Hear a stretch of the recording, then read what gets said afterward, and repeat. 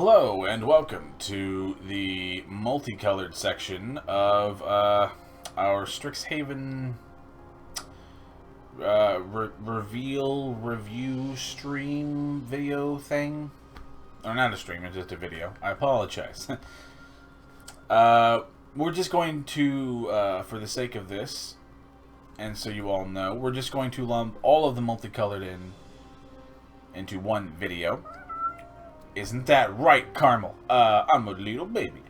We're just going to lump all of the cards that are multicolored in together. We're not going to split them up into the respective colleges. I know, baby girl.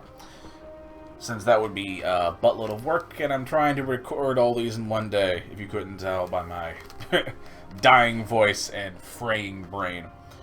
Also, I'll probably throw in the modal double-faced cards into the multicolored as well. Since time is limited, my brain is again fucking fraying, and a lot of these modal double-faced cards are multicolored, so I'm not gonna bother to like pick through each individual one. Anywho, with all that preamble out of the way, we're just gonna go through all the cards and talk about it. First card, Aether Helix. 3 green and a blue for sorcery. Return target permanent to its owner's hand. Return target permanent from your graveyard to your hand. I mean, probably won't see play. It's 5 mana. It's sorcery. You can't use it as like a combat trick. I don't really see this card doing a whole lot. It's like okay at balancing an opponent's thing, I guess, but other than that, it's very, very slow. Other than like a teaching or like a draft environment, I don't think the card will really see any play. Next is Belladros Witherbloom, the founder of the Witherbloom College. 5, a black and a green for a 4/4 legendary Elder Dragon. With flying, oh god, 7 mana, 4/4 flying, Jesus. At the beginning of each upkeep, create a 1/1 black-green pest. With when the creature dies, you gain life. I mean, each upkeep is nice. It can really make a board get out of hand quick, and also helps to feed. Well, now, and Witherbloom's second ability is to pay 10 life, untap all lands you control, activate only once each turn. Okay, I would be very surprised if this sees any play outside of... Again, it's a cool commander, and there's something going on there. Calm down, honey. For commander players, so there's that. But as far as historic goes, I can only see some weird Timmy what the deck combo thing happening with the pay 10 life ability. Other than that, not at all. But what the okay. Dear God, this ability is not good. Biomathematician, 1 a green and a blue for a 2/2 human wizard. Enters the field, make an OO, green-blue fractal creature token. Put a 1/1 counter on each fractal you control. I guess you'd call it, what, fucking fractal tribal? Card is very bad. I don't see these fractal things taking off fucking ever. I could see it being very good and limited, but other than that, again, this is one of those, it's a limited or teaching card, and it won't, I don't think it'll see play in, like, constructed at all. On to the next one. Blade Historian. For the sake of this, I'm going to refer to them by their Ravnican counterparts, just because that's what my brain knows them as. But, for instance, with the Blade Historian, I'll say this card cost 4 Boros mana. But say if you're just getting into it and you happen to only know these color combinations by, say, their Strixhaven names, don't be afraid to call them, instead of, like, I would call them a Boros card, you can call them a Lorehold card, most people who aren't assholes will know what you're talking about. Now, with that little preamble out of the way, and I'll take the aforementioned example with every color combination. I just happened to like Ravnica's my favorite plane, like by far my favorite plane in all of Magic. It's not even close. Although I'm starting to think that I might really enjoy Strixhaven. It might like get into the top 5. Anyway, Blade Historian for Boros. For a 2/3 human creature, attacking creatures you control have double strike.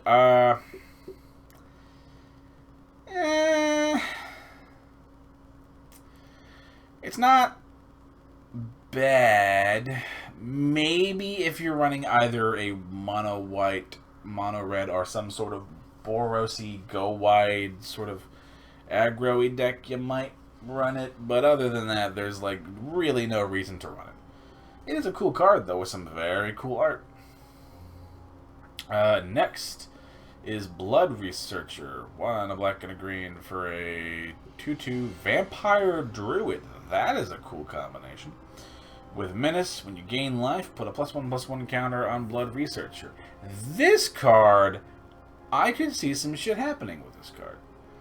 3 mana, 2/2 with Menace is in a vacuum fine, and could actually see some play in best of 3. Historic. And the ability to get big when you gain life is actually, like, a pretty fucking relevant ability. I could see this card actually seeing some play. I don't think it's going to be some, like, fucking crazy format leeching shit, but it could be good.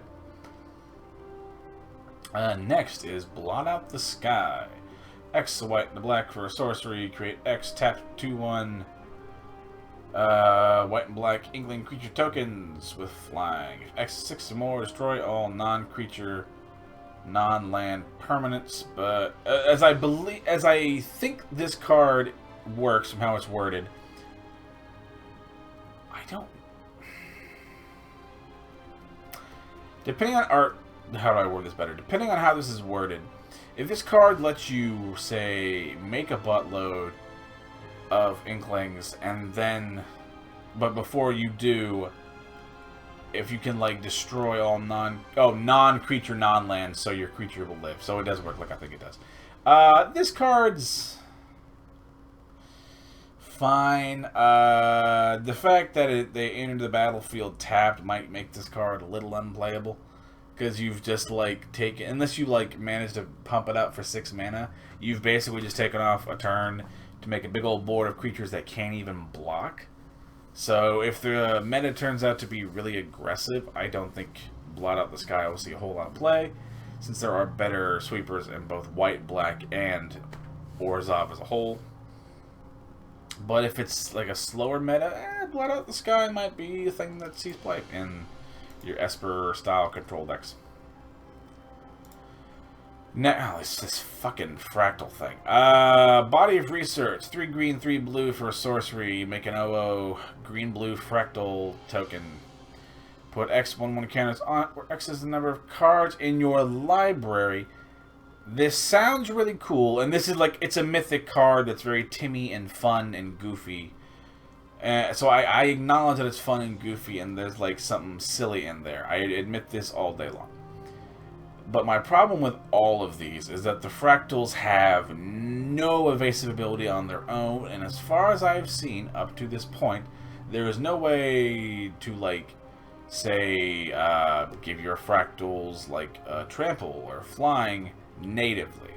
Now, you could run cards from outside of the set that do this, and that's an option, granted. And maybe that might happen, but I am not totally convinced that this card is going to be great.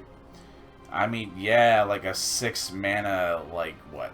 We'll just say, what, 40/40 is great, but if it gets chumped out for the rest of the time, it's miserable. Next, Closing Statement. 3 a white and a black for an instant. Spell costs 2 less to cast during your end step. So it goes from 5 mana to 3 mana, but 3 mana only goes at your end step, which makes sense for the Closing Statement part. Destroy target creature or planeswalker you don't control. Put a 1/1 counter on up to one creature you do control. 3 mana to be able to get rid of a creature or planeswalker is nice.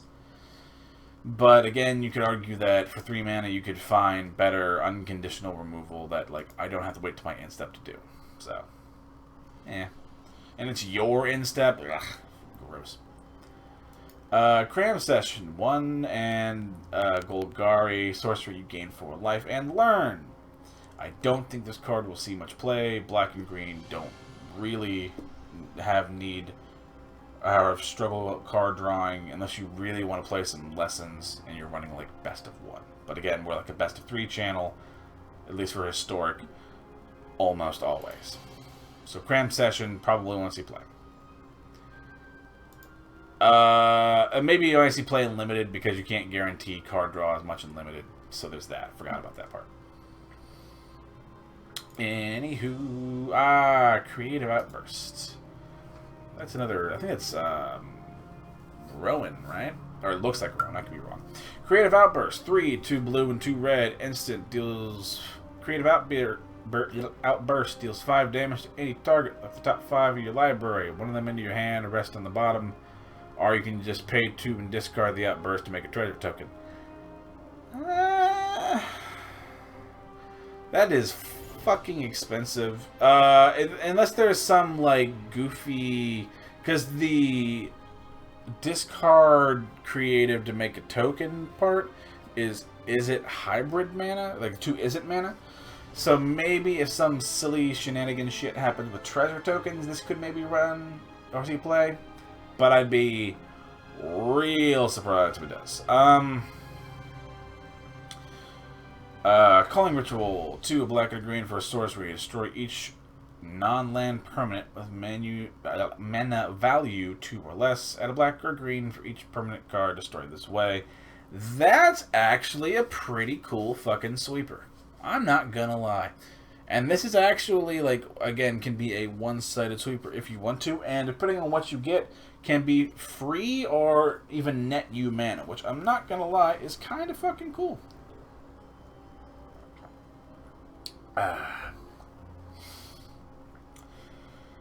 Next, Culmination of Studies. X a blue and a red for a sorcery. Exile the top X cards of your library. For each land card exiled this way, make a treasure. For each blue card, draw a card. For each red card, ping an opponent for 1.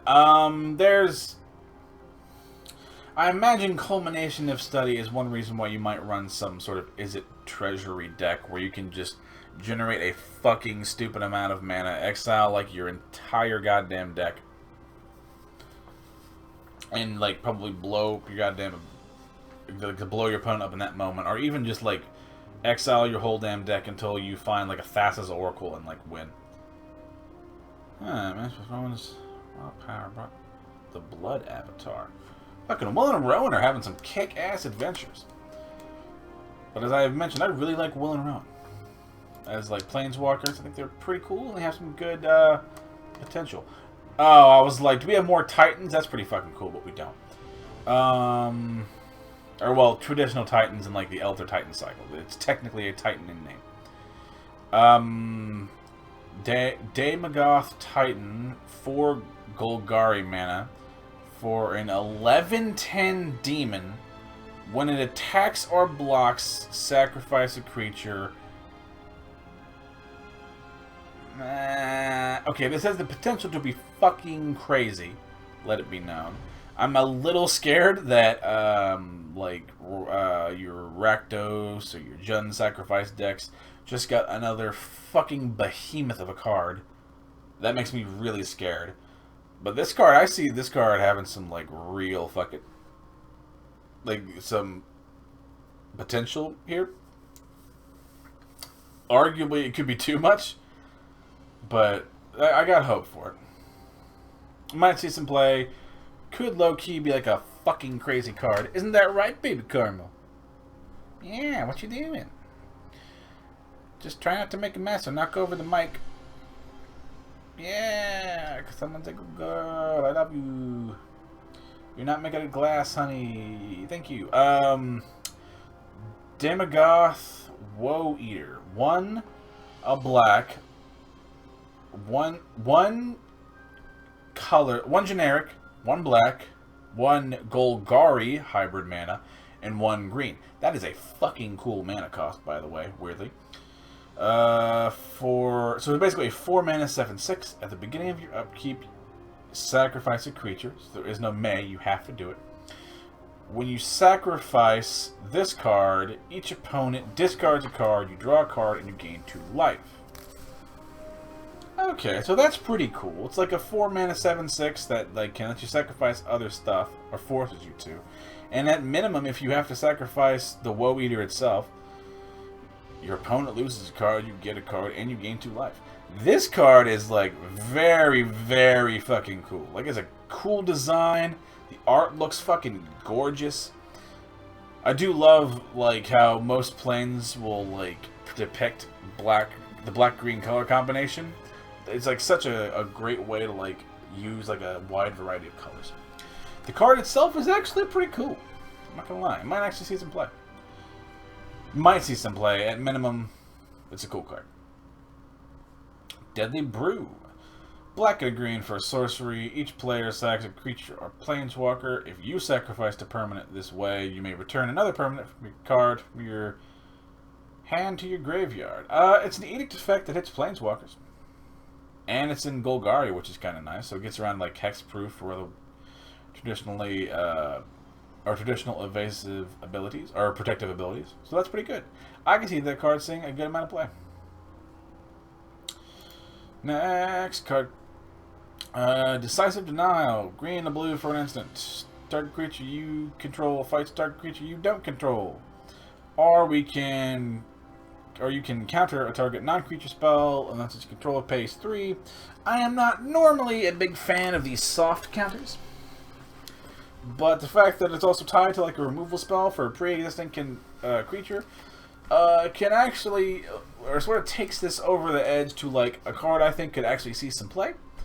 I don't think it's going to be like a fucking crazy card. I think it's just going to be a good card that will see some play, but it's not going to be like format warping. Oh, getting tired. Dina, Soul Steeper, black and green for a 1/3 legendary Dryad Druid. After my own hippie heart. Whenever you gain life, each opponent loses 1 life. Well, that's there's some green-black like Sanguine Blood sort of gain life, your opponent lose life deck. There's something in there. But anywho, also for 1 mana you can sacrifice another creature, and Dina gets +X/+O until the end of the turn, where X is the sacked creature's power. I am a little concerned that this card is literally going to send... This card alone might literally send Jund Sacrifice like into the fucking stratosphere of like way too fucking strong. I'm actually concerned about this card potentially being like format warping. Like, this thing's fucking crazy. But it's only crazy in that one deck. Outside of that deck, it's just a cool card that I could see like some fun shit happening with. Next, Double Major. Green and a blue for an instant. Copy target creature spell you control, except it isn't legendary if it is already legendary. Creature spell you control. There's some fucking shirtless Jace. I make a infinite number of copies of Planeswalkers. There's some shenaniganery fucking going on here, as these like copy things tend to want to do. But other than that, I don't think it'll really see play. Dramatic Finale for Orzhov for enchantment. Creature tokens you control get +1/+1. And whenever one or more non-token creatures you control die, you make a 2/1 black inkling with flying. This ability triggers only once each turn. Okay, so that's kind of cool. I'm not gonna lie.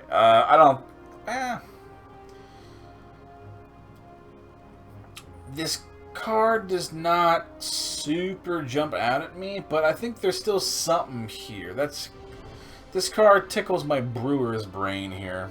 So that's actually kind of cool. So yeah, if you're running, you'll only run this card if you're running creature tokens, honestly. I don't think you'll run it in any other deck, but I could be wrong.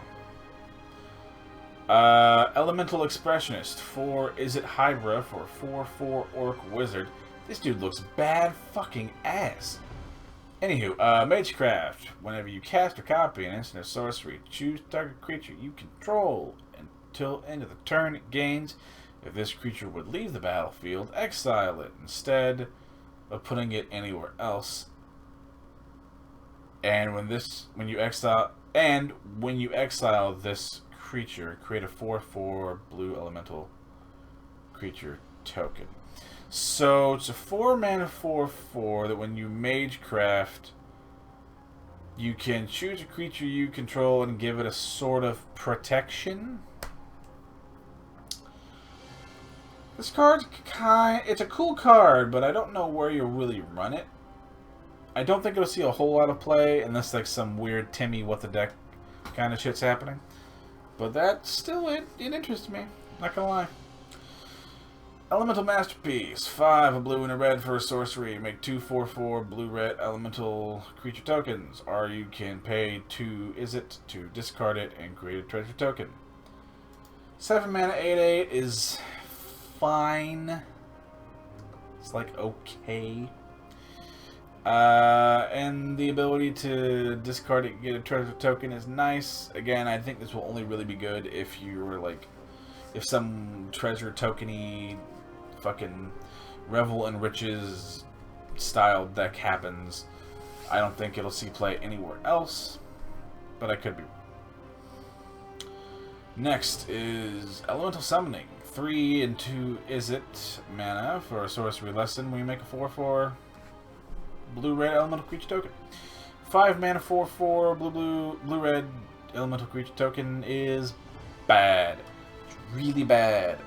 It's like aggressively bad. Don't run the card. It's okay and limited, I suppose, if you're able to learn it from your sideboard, or if you're playing best of one. I wouldn't even if I could avoid it, I would not teach somebody to play with this card. Really bad, but I understand what it is and what it's meant to do. So it's not like I don't understand bad. It's a completely I understand bad. Eureka Moment. 2 a green and a blue. Instant. Draw 2 cards. You put a land card from your hand onto the battlefield. Oh good. More growth spiral effects. Draw 2 cards. You put a land card from your hand. Yeah, it's the 4 mana. Another growth spiral, which is arguably a little silly. It'll see play. It just will. Isn't that right, Carmel? Little tiny brown sugar baby. I love you.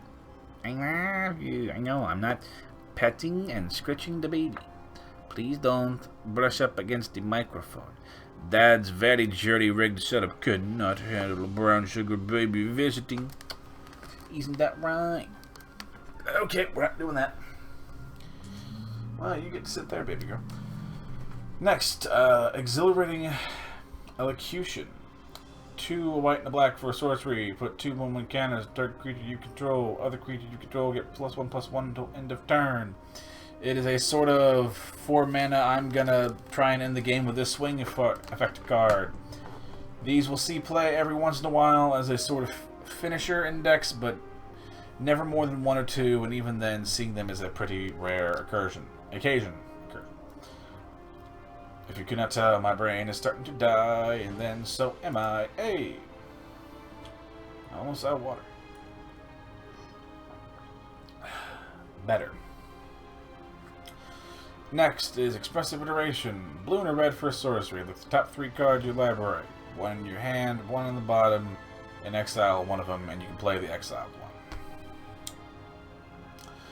It's like a 2 mana, look to sort of draw 1 and sort of draw a second one. This could see some play. Maybe, but like,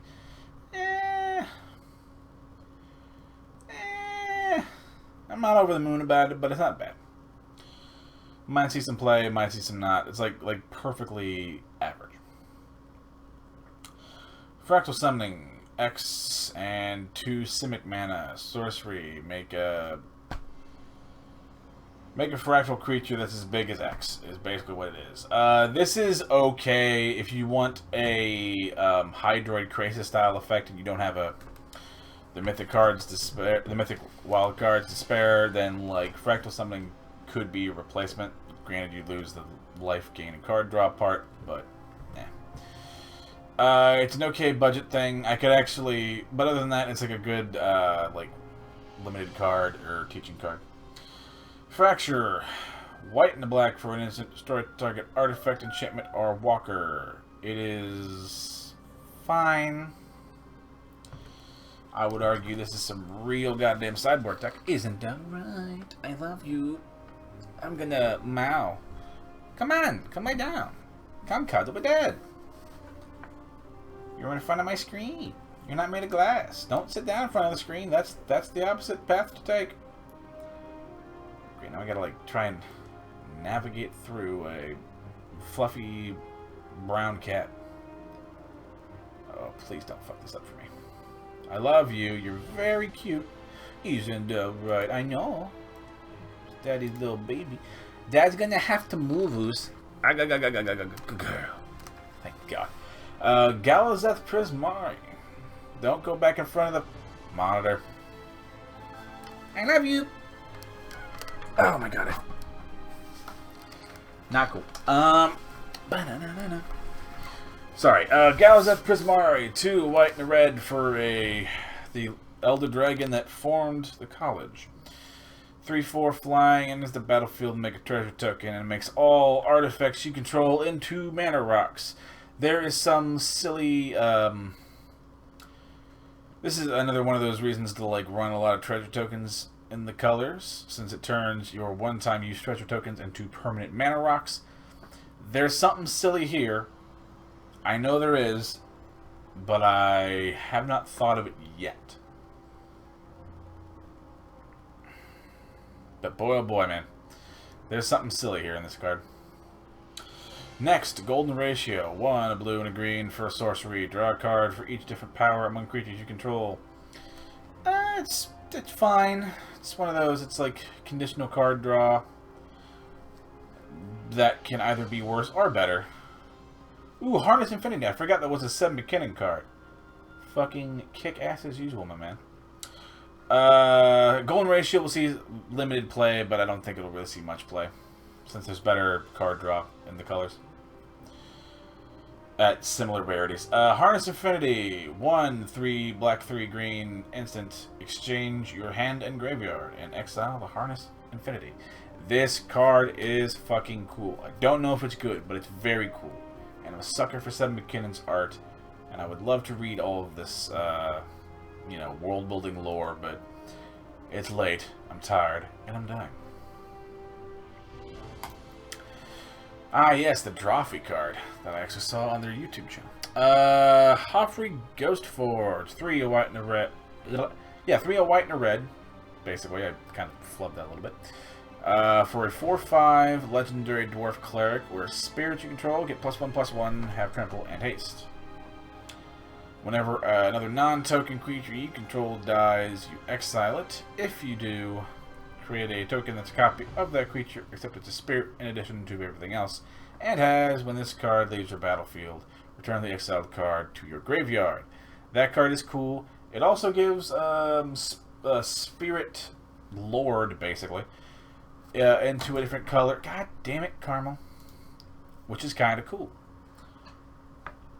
Let's see. It might see some play. This has got, like, this is a very cool commander.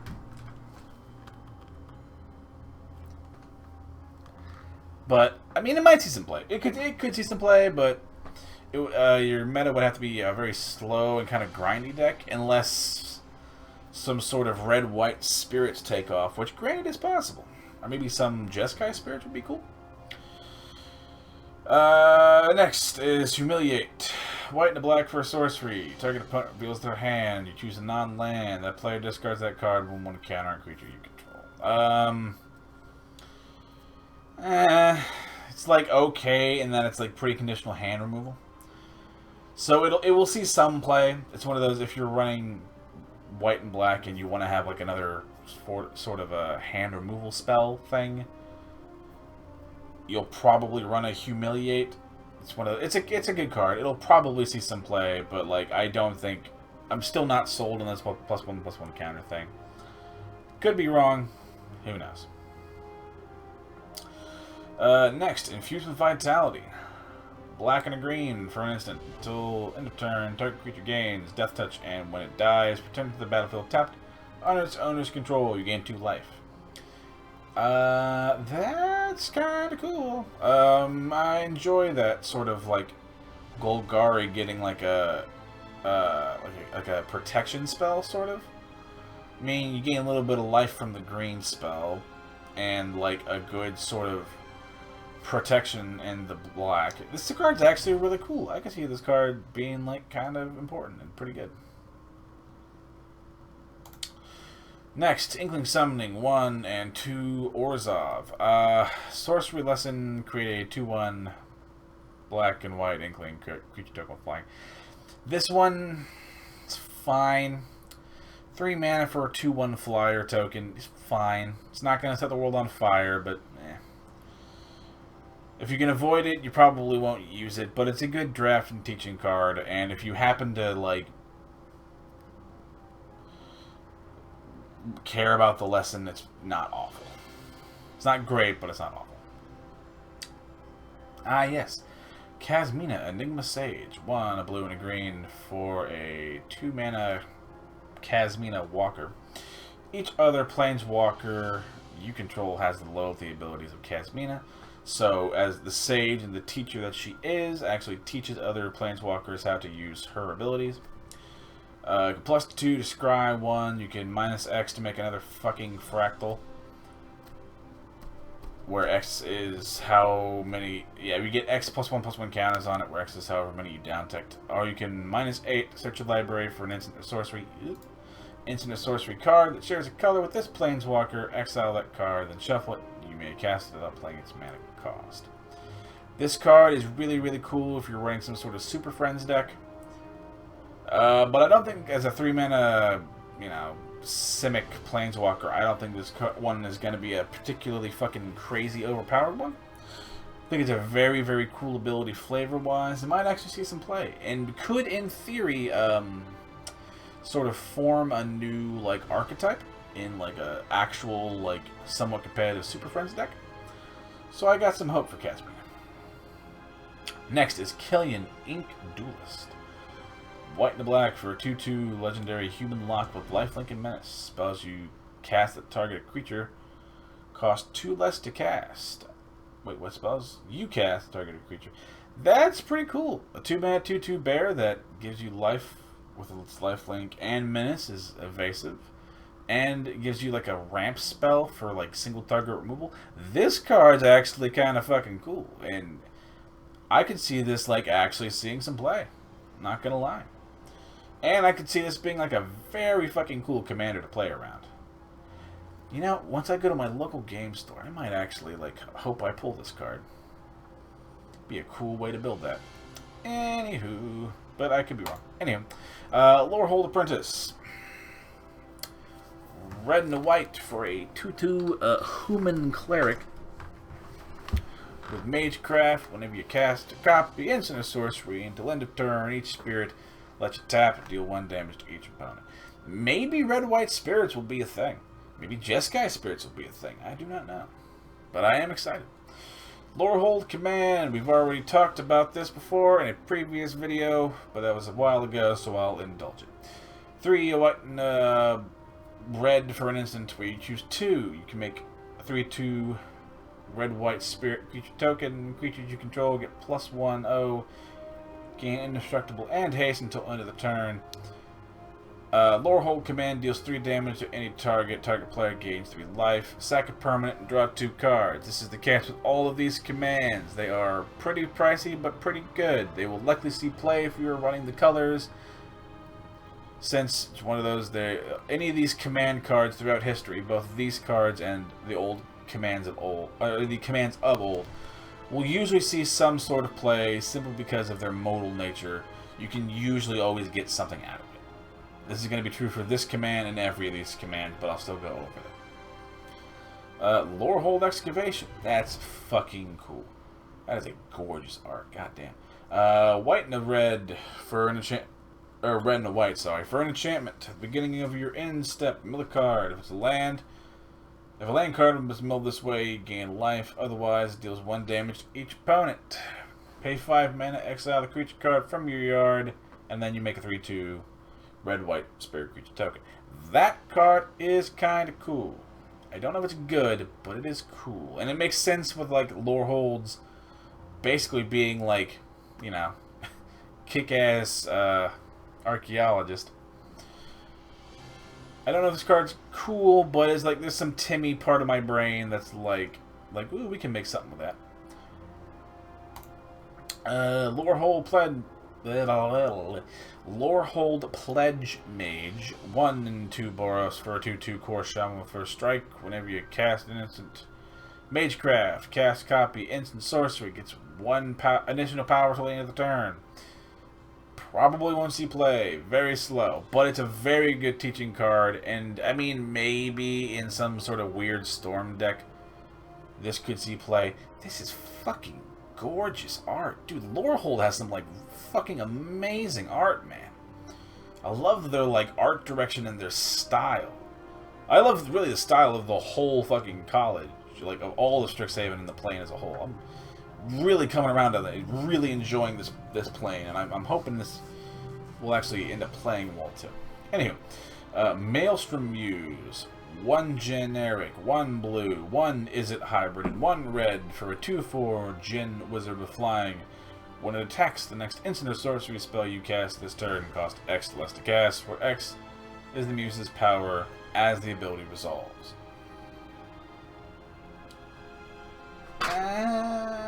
Maybe. Could see play. Probably won't. Very, situational.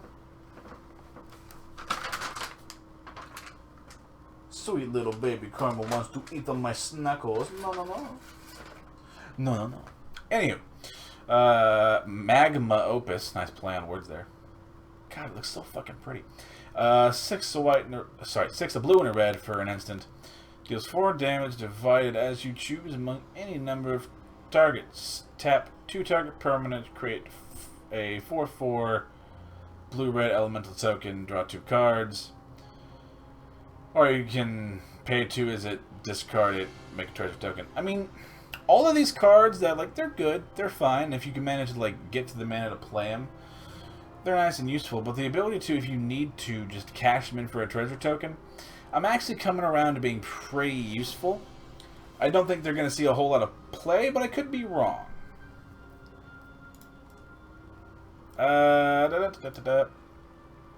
Make your mark. 1 Boros mana. Target creature gets +1/+0 until end of turn. When that creature dies this turn, make a 3/2 red and white spirit creature token. This card will likely see play in Boros Feather, and that's about it. I do not see this really seeing a whole lot of play.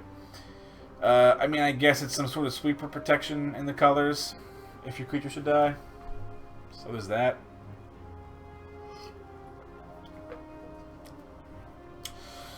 Next is Manifestation Sage. Oh boy. 4 Simic mana. Oh, fucking fractal. 4 Simic for a 2/2 human wizard. When the Sage enters the battlefield, make a fractal creature token, put X moment counters on it, where X is the number of cards in your hand. Really bad card. Don't fucking play it. Really, really bad. I don't see this card ever being good under any goddamn circumstance. Do not run it. It's very pretty art. Credit to the artist. But very bad. Don't run it. I don't think it'll ever see play, nor should you run it. This card is really, really bad. As are most of these fucking fractal cards. Moldering Karok. 2 black and green for a 3/3. Trample lifelink zombie crocodile. It's fine. It's okay. It's one of those, a good teaching card, good draft card. Probably won't see a whole lot of play. But it's not like aggressively bad like the Sage is. It's just one of those, like, it's just not good enough to, like, pass the bar. I'd run a Karok over a Sage all day, every fucking day. Don't run this card. These cards are bad. Fractals are bad fucking... I'm convinced Fractals, on the whole, are a very... just not... It's not going to be good. They're not going to see play. I could be wrong, and I'm wrong about a lot, but man, I really am not feeling these fucking Fractal token things. Anywho, Mortality Spear. 2 a black and a green for an instant. The spell costs 2 less to cast. If you gain life this turn, destroy target non-land permanent. It's not bad, honestly. 4 mana to just get rid of a non-land is a nice little flexible bit of removal. And if you can gain some life, which will usually take a card, so you can, like, reduce... I think this card's honestly pretty good. I could see this seeing a lot of play. And it's honestly a pretty good, like, budget removal if you don't have, like, Assassin Trophy rares sitting around. Needle Thorn Drake. This card is fucking hilarious. It's like a shittier Ice Fang Coatl. I don't think this card will really see play, like, at all. He's very cute, though, to be fair. There's like a weird cuteness to him. Anywho. Oh, God, this fucking name. Ogiar Battleseer. 3 blue and a red for a Ogre Shaman with haste, and you can scry 1. I like seeing ogres as a creature type. That's pretty fucking cool.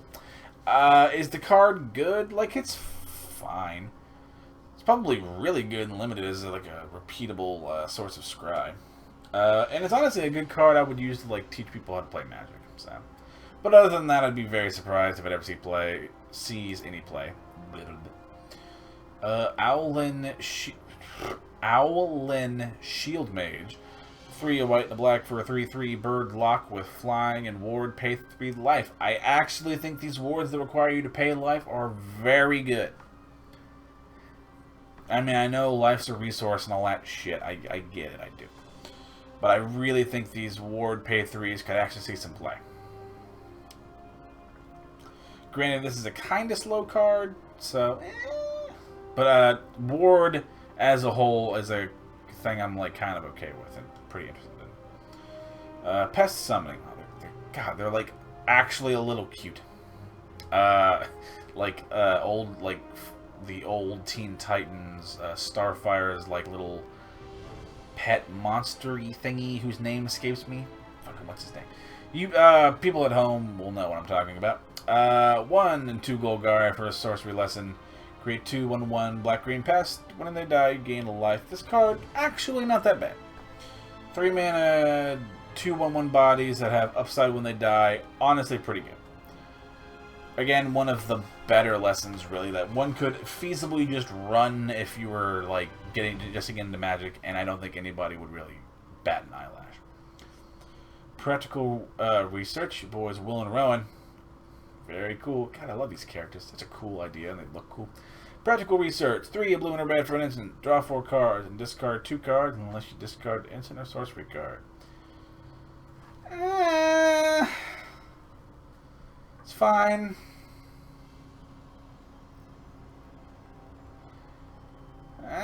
Yeah, it's fine. I don't think it's gonna be great, but it's whatever. Prismari Apprentice. This fucking multicolored thing's gonna kill me.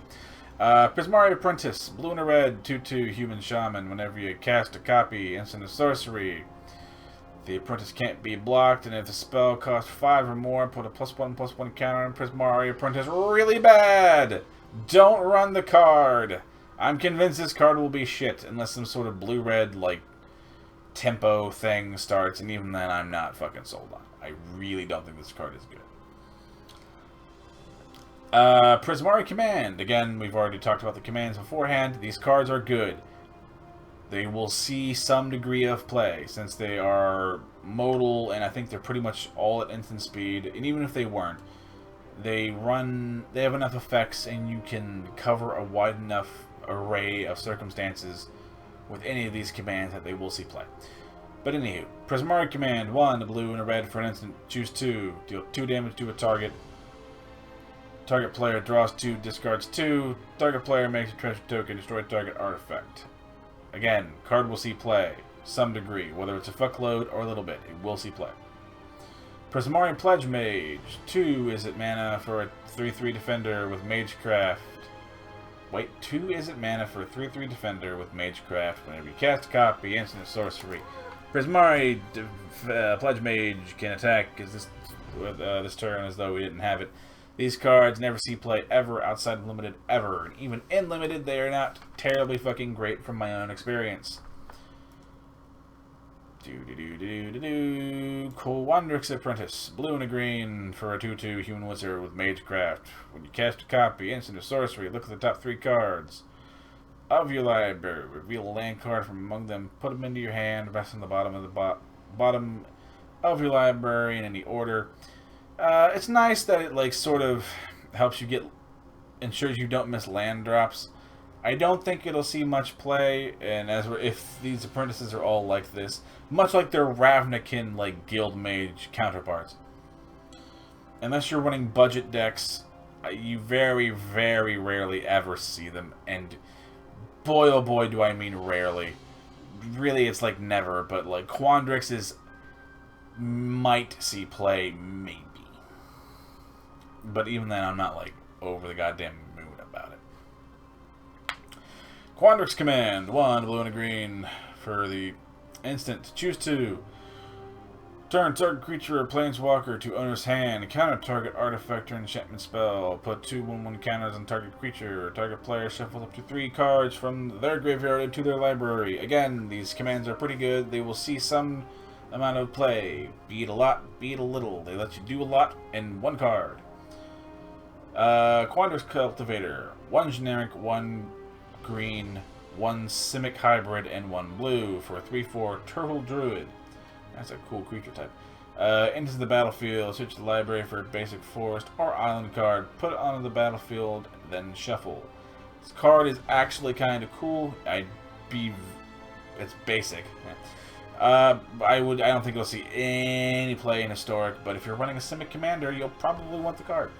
It's fucking like the inverse of a Sakura Tribe Elder. Just a little bigger, and you doesn't have to like sack it. But yeah, in Historic will likely never see the light of day. Quandrix Pledge Mage, 1 and 2 Simic for a 2/2 Merfolk Druid, Magecraft, cast a copy, instant sorcery, 1/1 counter on the Pride Mage. I don't think this card is good. Sure as shit won't put it in my Merfolk deck. It's just so goddamn slow. It's a 3 mana 2/2 do nothing that you have to then cast additional spells to still get it, like, if you're lucky, on curve for its cost. Like, relative to that time. Again, I don't think this card will ever see any play. Let's see. Hi, baby girl. Quintorius, Field Historian. Yeah. 3 red and a white for a 2/4 legendary Elephant Cleric. Spirits you control get +1/+1. Oh, there's some real fucking spirit tribal stuff going on. Whenever 1 or more cards leave your graveyard, make a 3/2 red-white spirit creature token. If you're running red-white spirits, whether it's pure red-white or red-white based spirits, you will run Quintorius. If you don't, you won't. But Quintorius is like the poster child for Lorehold, and honestly, like I love elephants as like a race in Magic. They're always like super interesting and have like a cool lore to them. And maybe I just like I'd like love to like, you know, meet elephants in real life. But yeah, if you're playing spirits and you're playing red-white, you'll run Quintorius. There you go. Otherwise, you won't. Radiant Scroll Wielder, 2 red and a white for a 2/4 Dwarf Cleric. Instant and sorcery spells you control have lifelink. At the beginning of your upkeep, exile instant sorcery card at random from your yard. You may cast it this turn. If you cast a spell this way, exile it.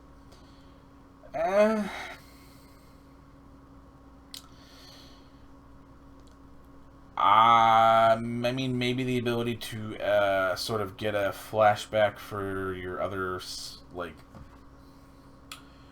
or for instant sorceries in your yard might be useful, and maybe there's some, like, goofy fucking, like, shenanigans. Like, if you happen to mill, like, if an opponent makes you mill, like, an approach with a second sun, you can maybe, like, get a second shot at casting it or something silly like that. But, like, other than that, I don't see a whole lot of potential there other than some sort of aforementioned, like, silly Timmy combo shit. Next is Reconstruct History. Let's see. 2 red and a white for a sorcery. Return up to 1 target artifact. 1 target artifact. 1 target enchantment. 1 target instant card. 1 target sorcery. And 1 target planeswalker from graveyard to hand. A 4 mana draw 5 is honestly kind of kick-ass. It's like a good amount of card draw that, like, I mean, it might, I don't know if it'll see a whole lot of play, but it will see some play. I'm convinced of it if you're running red and white. Red and white commanders will eat that shit the fuck up. That card is like everything you want. Relic Sloth. 3 red and a white for a 4/4 beast with vigilance and menace. Honestly, that looks like a great top-end card if you're running, like, red-white colors in draft.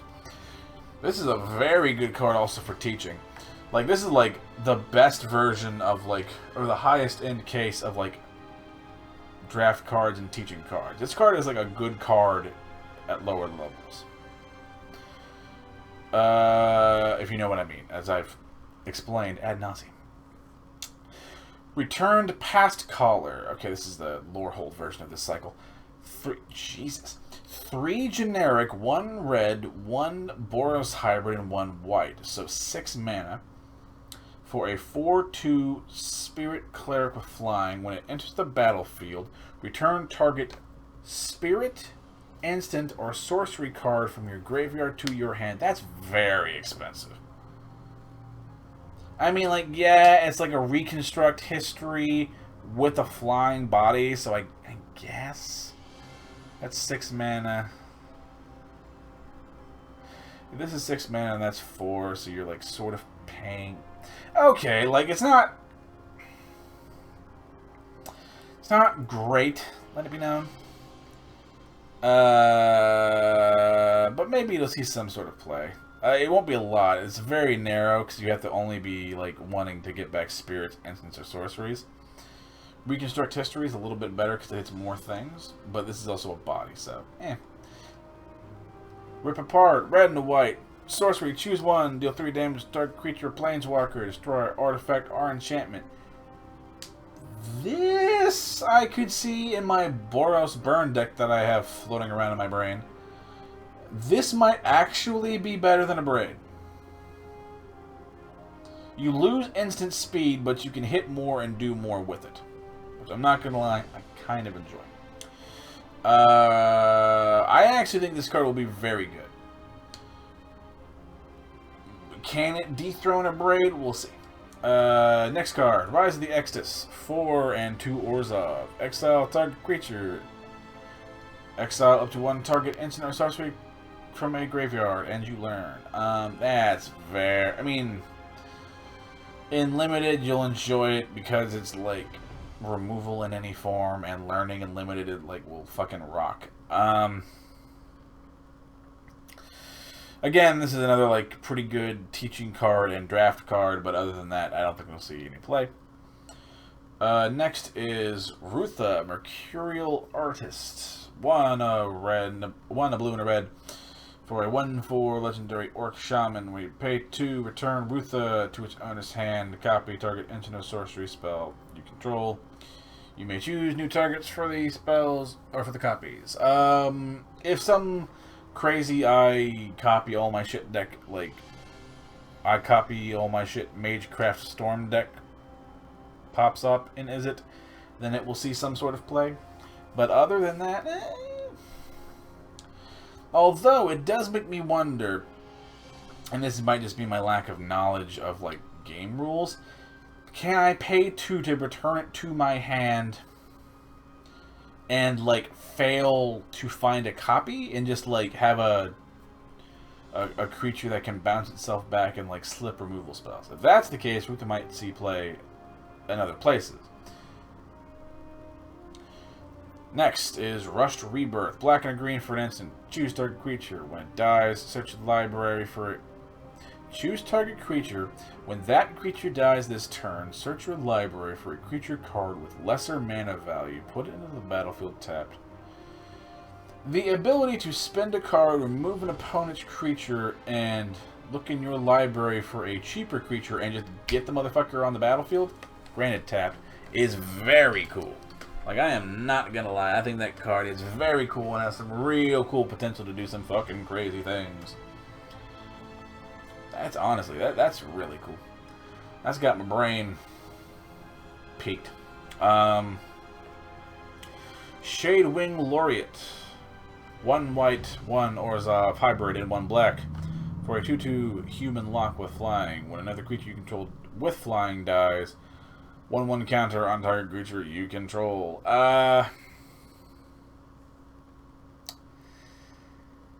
Again, I'm just not sold on this 1/1 counter thing.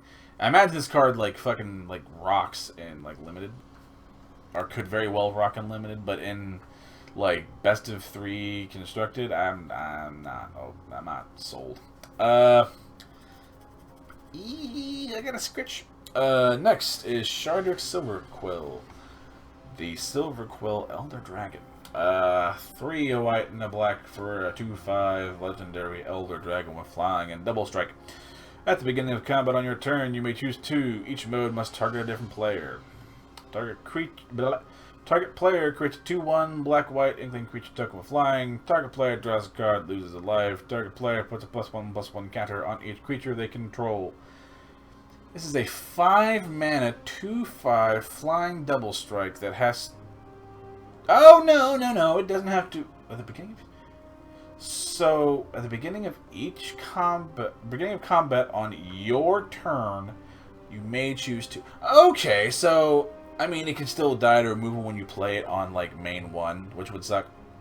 And that is a criticism, but that's like a criticism of all Elder Dragons, so I wouldn't really be like super fucking concerned about that.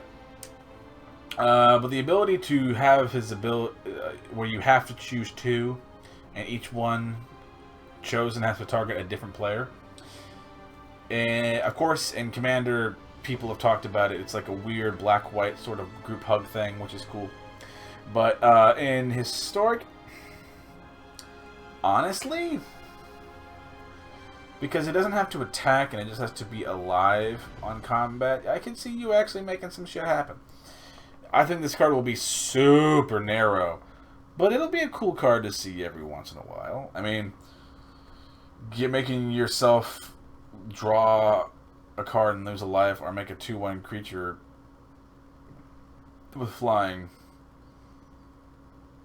and just like giving your opponent, say in a control matchup, giving them +1/+1 counters on like these creatures that they aren't running, kind of thing, you know?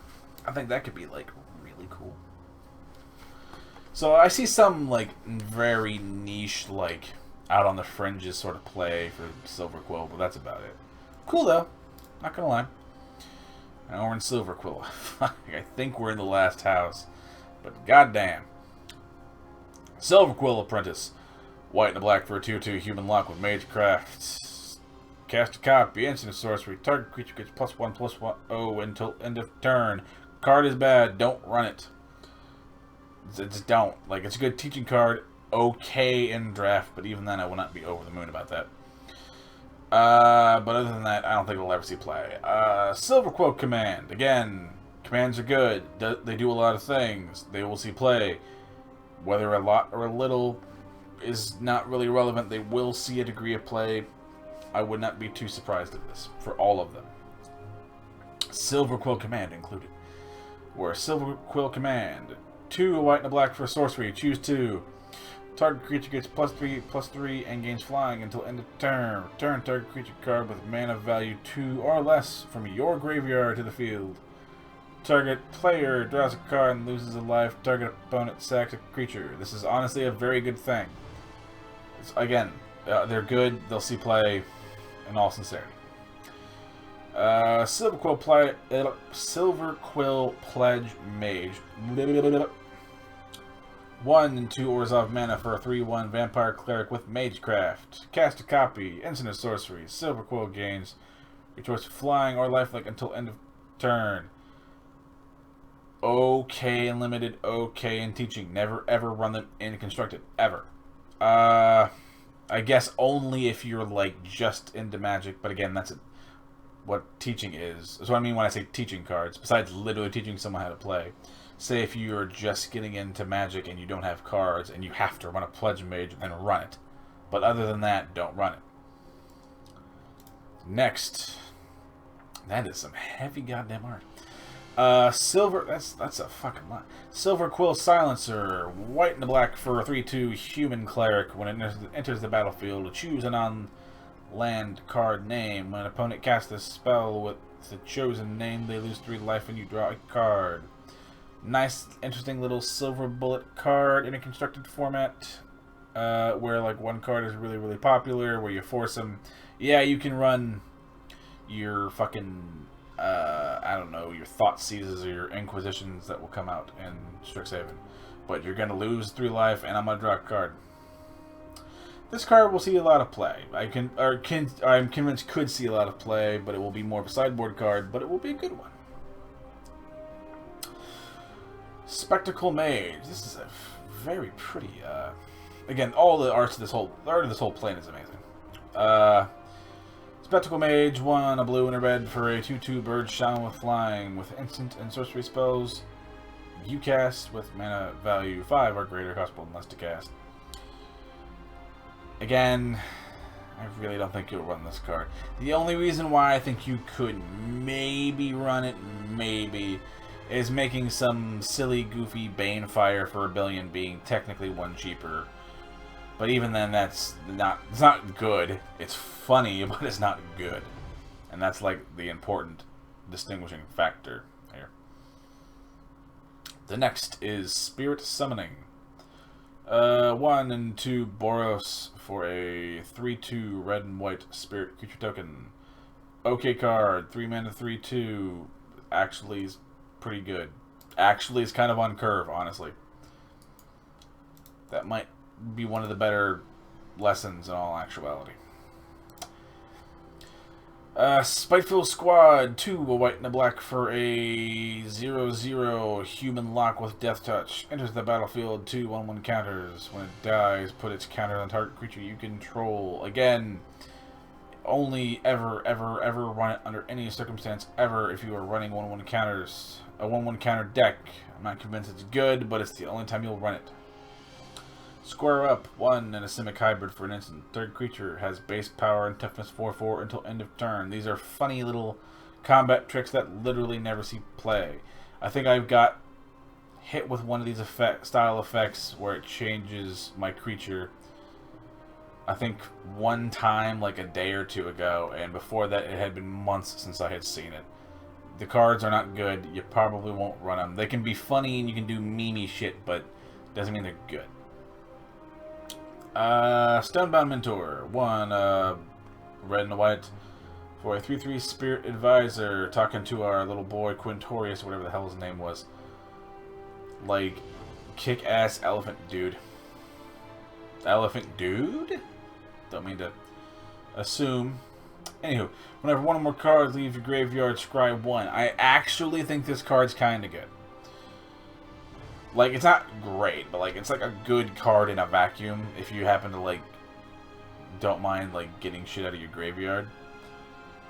Whether it's returning it or just exiling it. Being able to turn these into, in theory, repeated scrying is, like, nothing to scoff at. And at worst, it's 3 mana 3/3 with some spirit text on that is a spirit in colors that, like, have spirit tribal support. Fuck me, there's so many more left to do at this rate, it feels like. Tanzanir Quandrix, 3, a blue and a green for a 4/4 legendary Elder Dragon with flying and trample. When it enters the battlefield, double the number of 1/1 counters on target creature you control. Whenever Quandrix attacks, you may have the base power and toughness of other creatures you control become equal to... I'm fucking sorry. What? Whenever Quandrix attacks, you may have the base power and toughness of other creatures you control become equal to Tanzania Quandrix's power and toughness until the end of the turn. I don't know why you do this. This has some like silly, goofy Timmy combo bullshit in it, but I don't think it's good. Granted, I could be missing it, and maybe there is this like fantastic edge case that I'm not thinking of in my head because I'm a big old dum-dum. If you happen to, you know, see the this aforementioned combo, that's what the comments are for. Help a brother out. But other than that, don't think you'll see play like ever.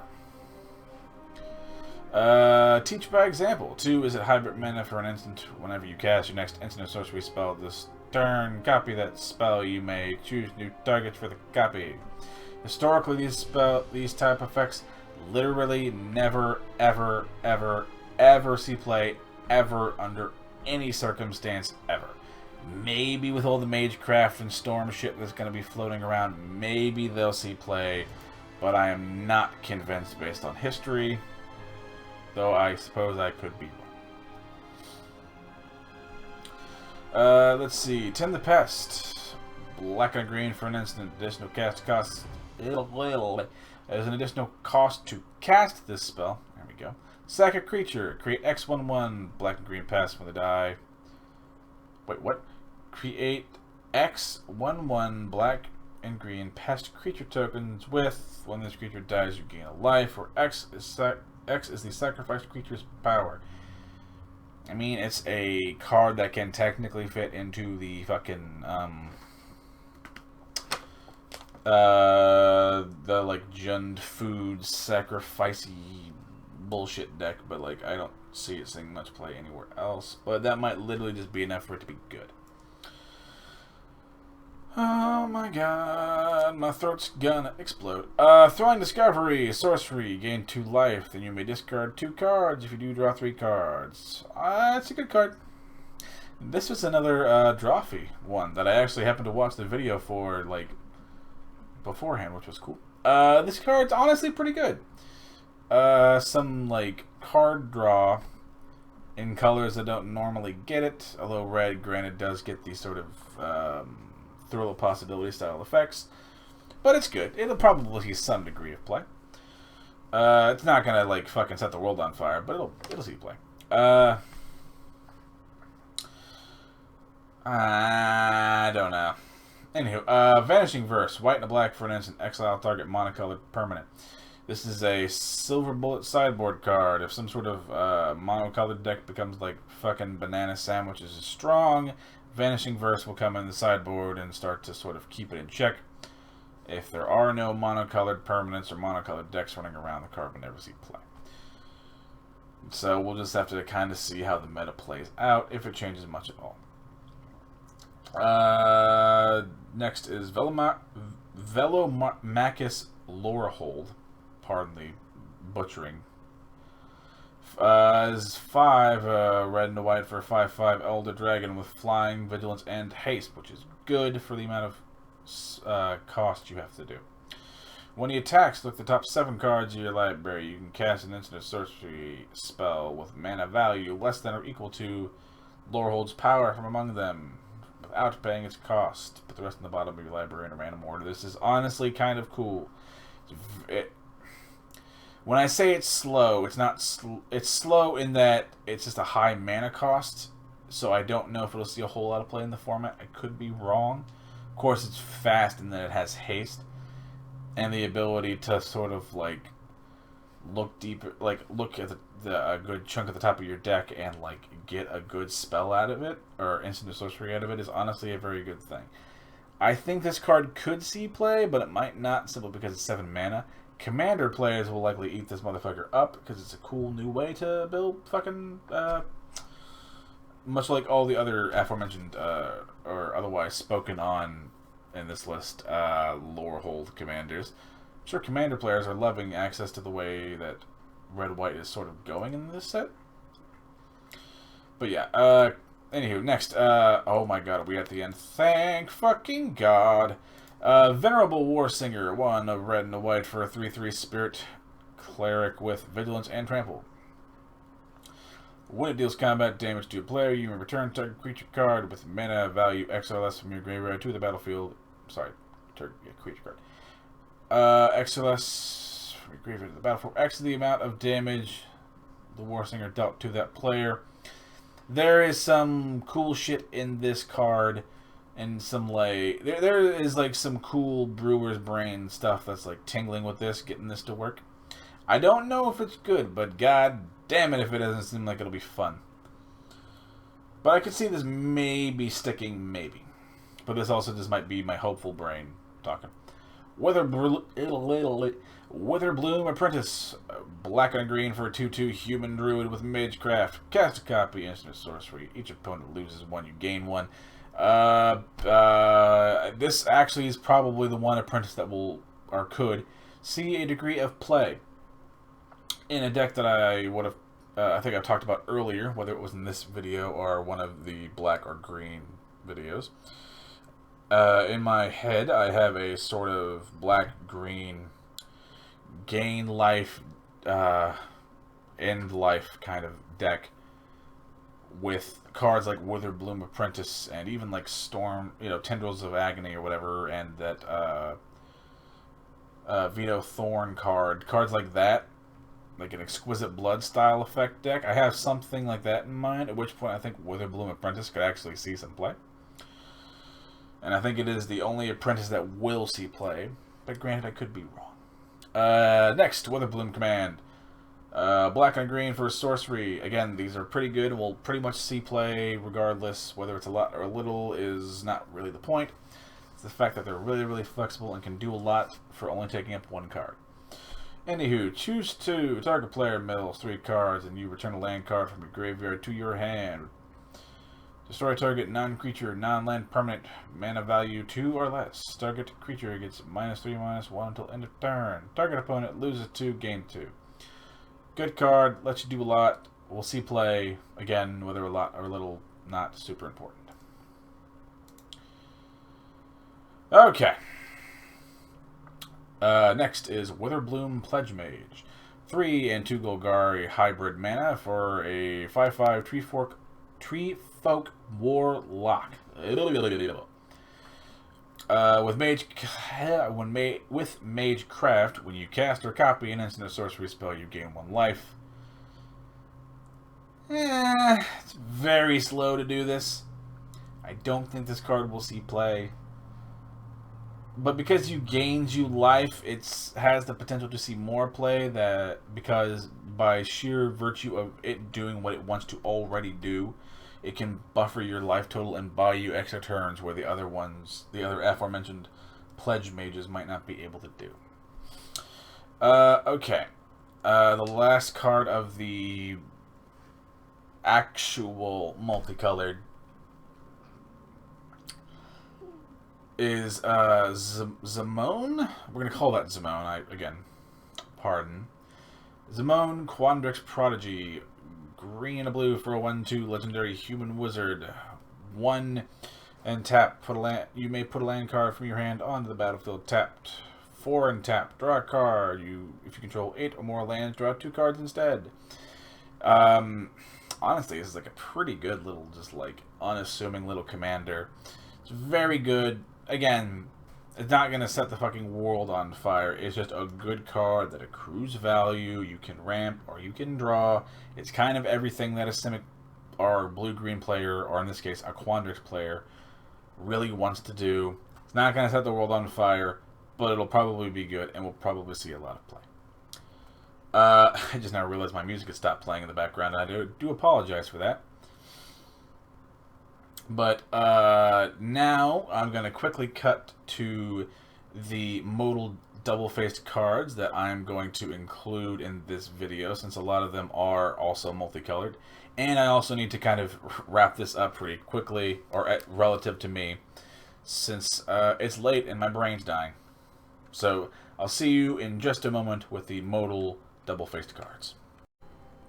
Alright, welcome back. We're now doing the modal double-faced cards, which, again, as we just talked about, we are going to include these in the multicolored video section, if you want to call it that.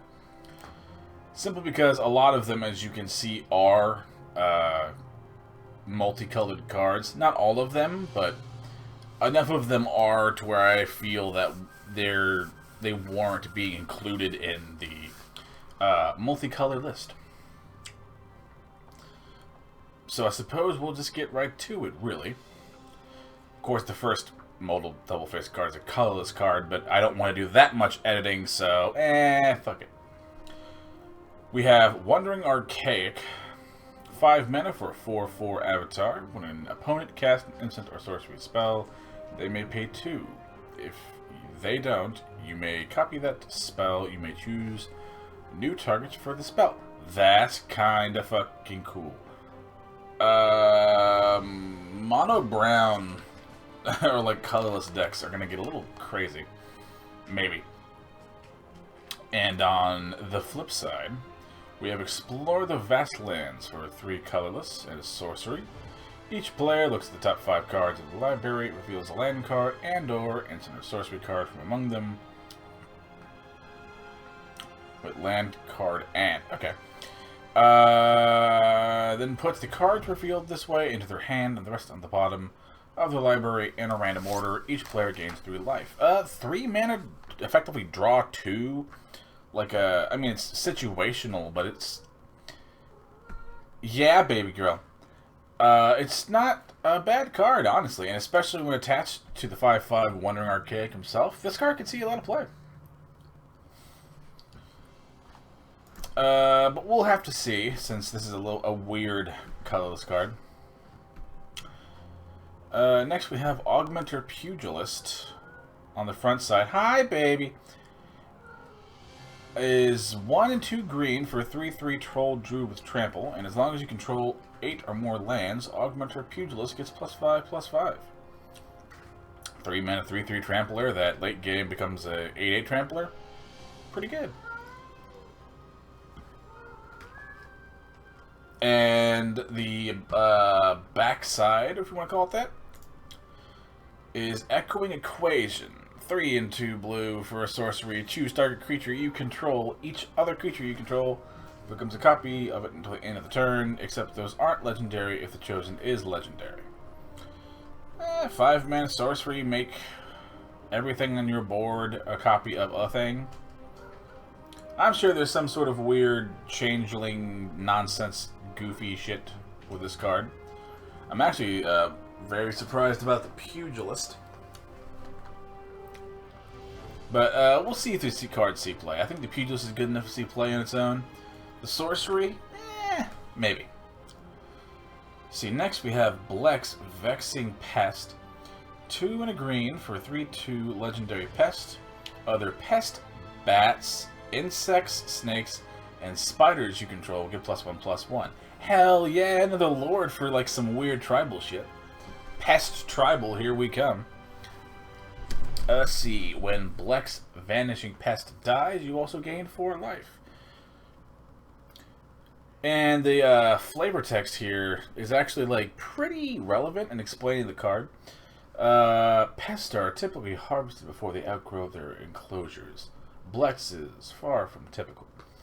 And it really does a good job flavor-wise of also explaining basically everything the card wants to be. I think this card is just going to be a really cool, like, I guess we'll call it Pest Tribal Commander? Or, well, yes as a commander, but also just as a pest tribal thing in Historic, so we'll probably try and make that work.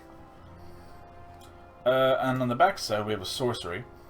The Search for Blex. 2 and 2 black for a sorcery. Look at the top 5 cards of your library. You may put any number of them into your hand and the rest into your graveyard. You lose 3 life for each card.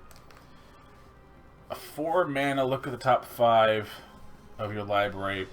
Put any of them in your hand, you lose 3. That's really cool.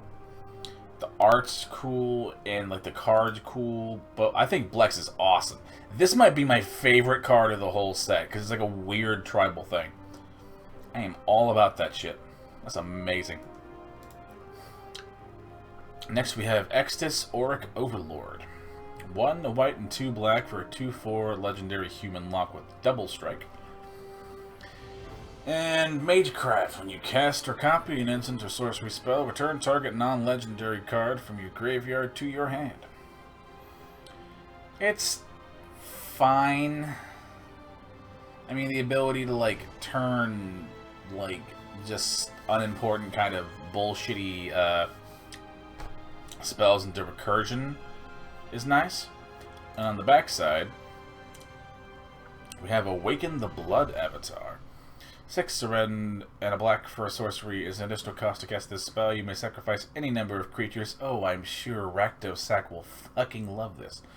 You may sacrifice any number of creatures.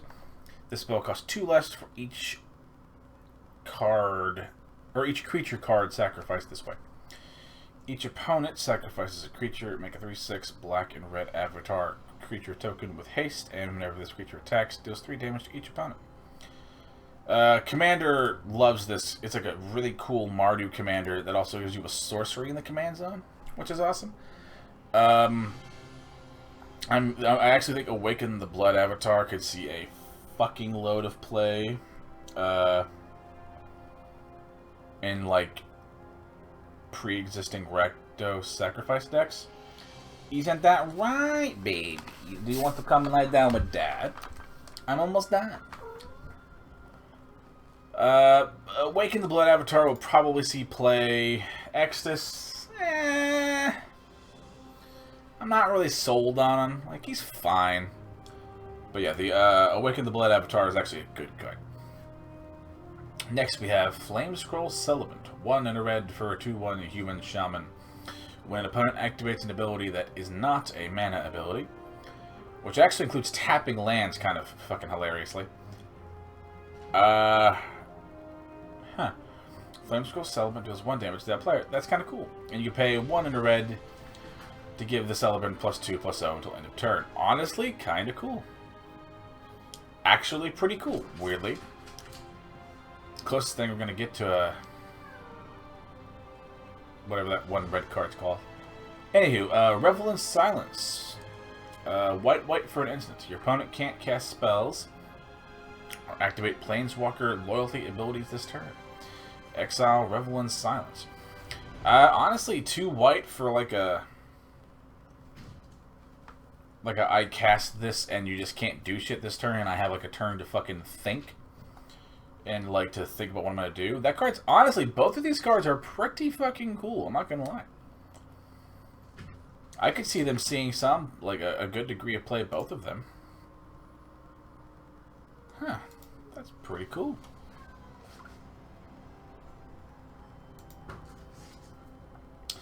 Next we have Jazzy, Oracle of Arcavios. That's the name of the plane itself. Strixhaven is the school. Arcavios is the plane.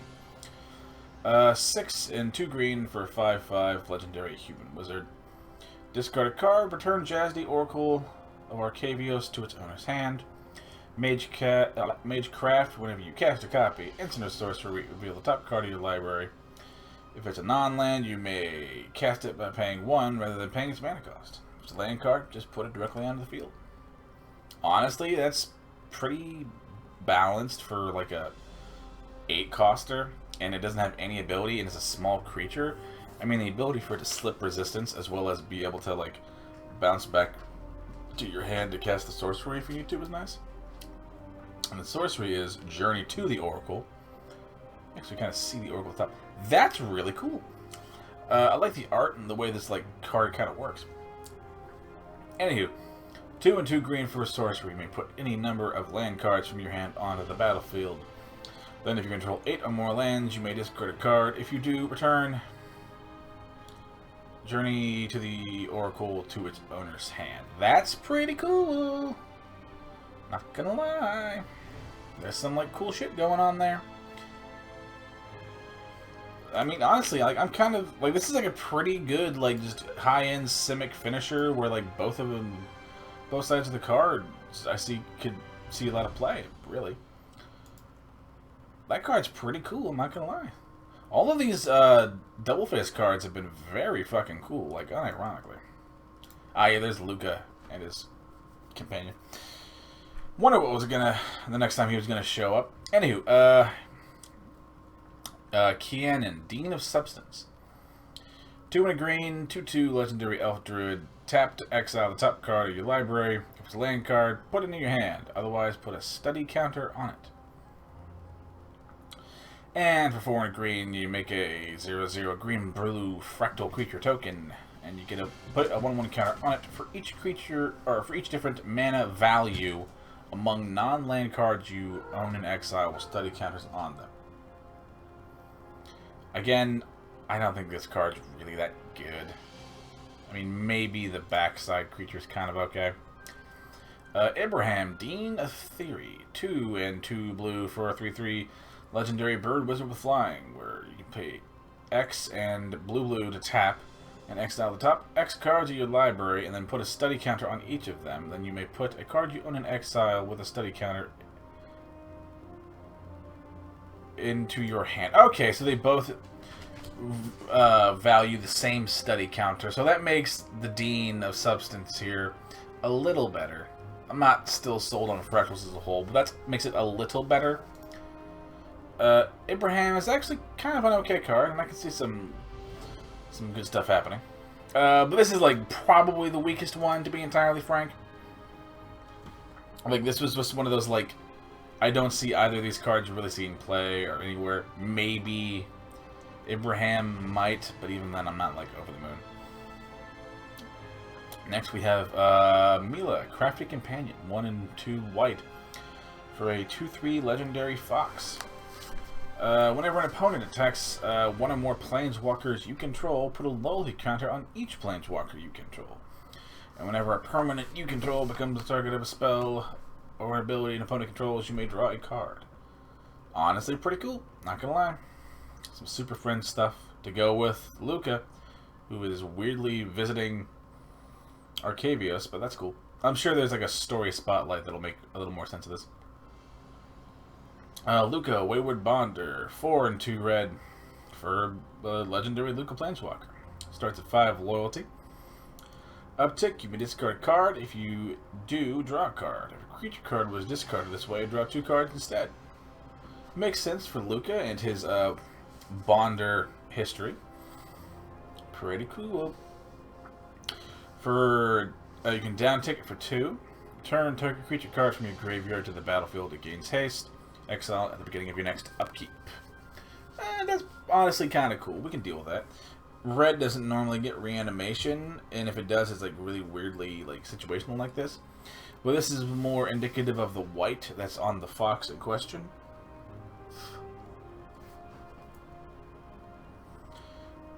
Okay, and then you downtick for 7.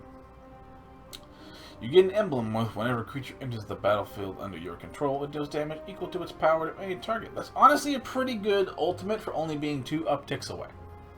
I could see Luca seeing some play. It's just like Boros sort of Super Friends, like, I guess you would call it like a Boros Bonder deck, where you just run like good creatures and good planeswalkers, and you like fuck with synergies. This card's got my brain tingling.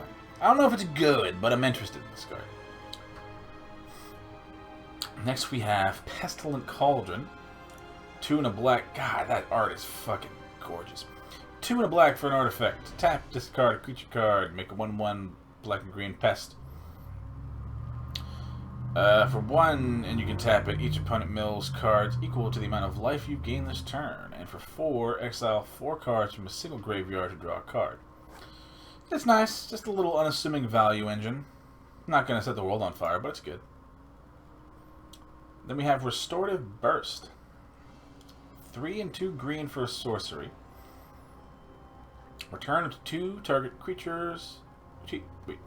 Return up to 2 target creature, land, and/or planeswalker card from your graveyard to your hand. Each player gains 4 life.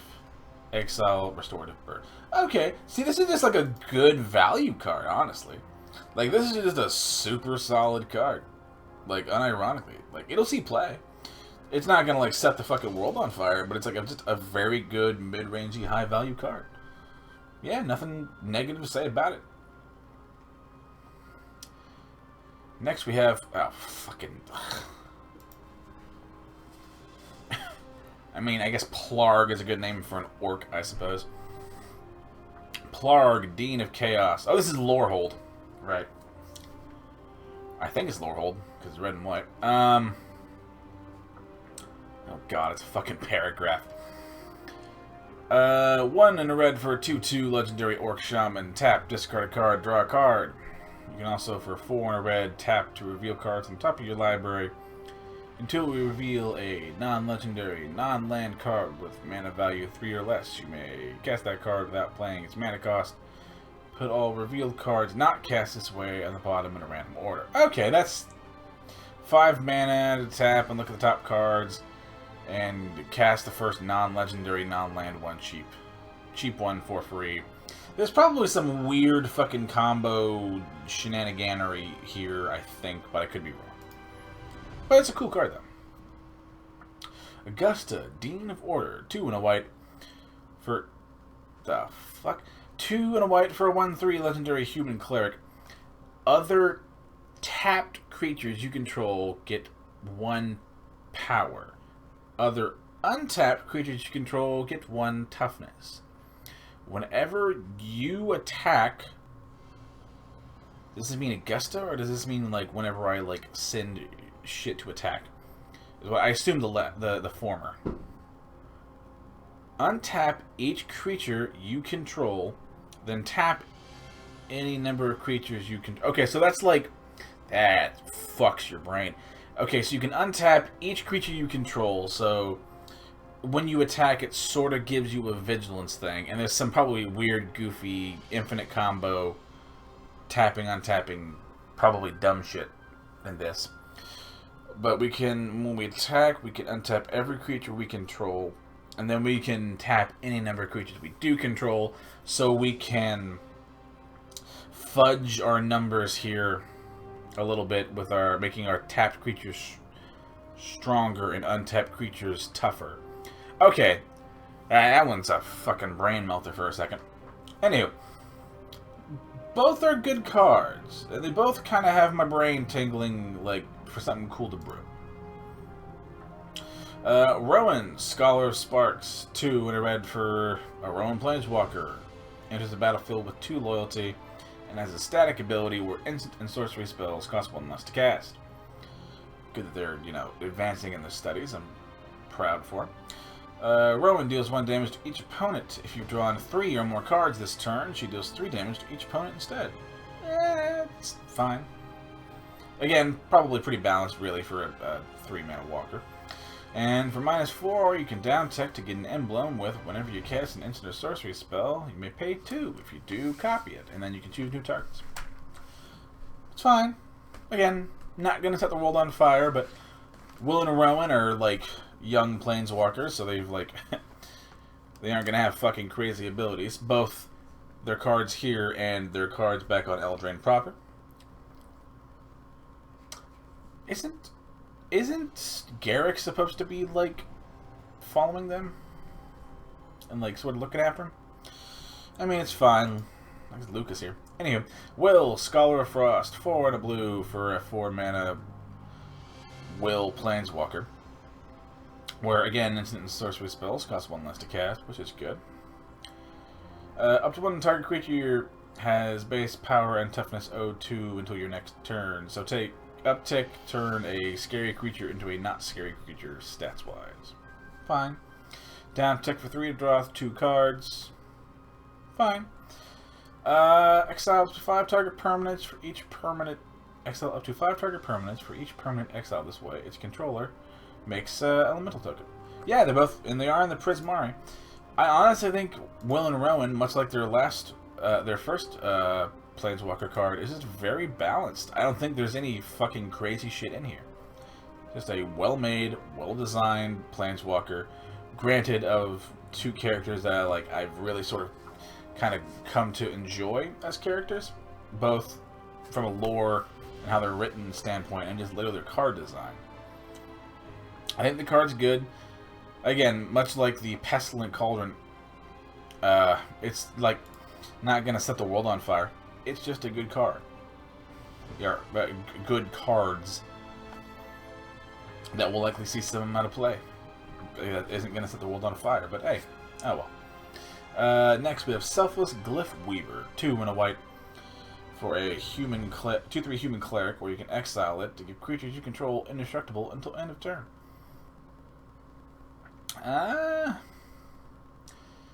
That's honestly kind of cool. Just the ability to sort of hopefully shrug off a board wipe once on a body himself. So it's honestly pretty good. I can see this card actually seeing a good amount of play. Backside is Deadly Vanity, 5 and 3 black for a sorcery. Choose a creature or planeswalker, then destroy all other creatures and planeswalkers. It's a little overcosted. It's a lot overcosted, really. But you also get to choose a thing you want to live, so that's kind of cool. The Glyph Weaver is actually pretty cool and pretty fairly costed to where the creature can see play. I suppose if you really have a lot of mana and you happen to draw the Deadly Vanity, it is nice to be able to save one important thing you care about. Again, I think both these cards are pretty good. Much like Will and Rowan and other of these cards, this is just a good value card. Doesn't set the world on fire, just a good card that will likely see a good degree of play. Next we have Shyly, Dean of Radiance. 1 and a white for a 1/1 legendary bird cleric with flying and vigilance. Tap, put a 1/1 counter on each creature that enter the battlefield under your control this turn. Maybe some sort of go wide tokeny weird shit deck will actually make use of this, maybe. Suppose it's another version of that Ravnica Convoke Elephant dude whose name escapes me. It's fine. The fact that it does literally everything is very bad. But next we have Imbros on the back. Dean of Shadow. 2 and 2 black for a 4/4 legendary human lock. Tap, put a 1/1 counter on another target creature. Then Imbros, Dean of Shadows, deals 2 damage to that creature. Can function as a removal spell and just a way to grow a creature, and if you happen to care about 1/1 counters, it's even good too. And whenever a creature you control with a 1/1 counter on it, with its aforementioned ability, it draws a card. Imbros is pretty okay. I could see Imbros doing some shit. Shyly, Dean of Radiance, I'm real about. It might work, it might not. I wouldn't hold my breath. But old Imbros is actually, I think, relatively good. Next we have Torrent Sculptor, 2 and 2 blue for a 2/2 Merfolk Wizard with Ward 2. Whenever it enters the battlefield, you exile an instant or sorcery from your graveyard. Put a number of 1/1 counters on Torrent Sculptor equal to that card's mana value rounded up. It's okay. It's not going in the Merfolk deck, I don't think. I think it's far too slow. Pardon. And on the back, we have okay, I love the name of this spell. Flamethrower Sonata. Good Flamethrower song. Why not? 1 and a red for a sorcery. Discard a card, then draw a card. When you discard an instant or sorcery card this way, Flamethrower Sonata deals damage equal to that card's mana value to target creature or planeswalker you don't control. Flamethrower Sonata actually is kind of good. I mean, it's it's just a 2 mana pillage, but if you like pillage the right thing, you can like blow up something in your way. The Torrent Sculptor I am like super unimpressed with. I don't think that card will be that good. But the Flamethrower Sonata, I can see that seeing play. Next we have Uvilda, Dean of Perfection, 2 and a blue for a 2/2 legendary Gen Wizard. Tap, you may exile, exit, instant, or sorcery card from your hand and put 3 hone counters on it. It gains, at the beginning of your upkeep, if this card is exiled, remove a hone counter from it. And when the last hone counter is removed from this card, if it's exiled, you may cast it. It costs 4 less to cast. It's like shitty vanishing, whatever that fucking ability is called, or suspend. That's the fucking name of the card. That card, it looks aggressively bad. Sorry, Dean of Expression, 3 and 2 red for a 4/4 legendary Ifrit Shaman. At the beginning of your upkeep, exile the top card of each opponent's library. Till the end of the turn, you may cast spells from among those exiled cards, and you can spend mana as though or mana of any color to cast them. Whenever you cast a spell from exile, put a 1/1 counter. This is a little better, and then it it's not much better. Honestly, this whole card is like real fucking eh. Nasari's better in that you can at least get some card draw out of it, or card draw, even though that can often be your opponent's cards. And it does like deny them their like big scary thing for like a turn, so there is that. But I'm like not super convinced that either side of this card will see a whole lot of play. And lastly, thank fucking God, for the multicolored section, we have Valentine, Dean of the Vein. 1 black for a 1/1 legendary vampire lock with a menace and lifelink. If a non-token creature an opponent controls would die, exile it instead. That's gotta be going those fucking sack decks. Jesus. When you do, you may pay 2. If you do, make 1/1 black and green pest. Honestly, 1 mana 1/1 menace and lifelink can really fuck up some graveyard decks. I think this card is like low-key, like really good. If only as a sideboard card, if nothing else. On the back we have Lisette, Dean of the Root. 2 and 2 green for a 4/4 legendary human druid with a very cool look. Goddamn, Witherbloom has like a great goddamn look on this plane. Whenever you gain life, you may pay 1. If you do, 1/1 counter on each creature you control, and they gain trample until end of turn. Okay, that's better. That's better 1/1 counterage, since it gives them like an evasive ability. You can let them hit through, so you don't just get like jumped out for days. But like one card does not redeem a whole like sub-theme, or that I think is like not going to see a whole lot of play.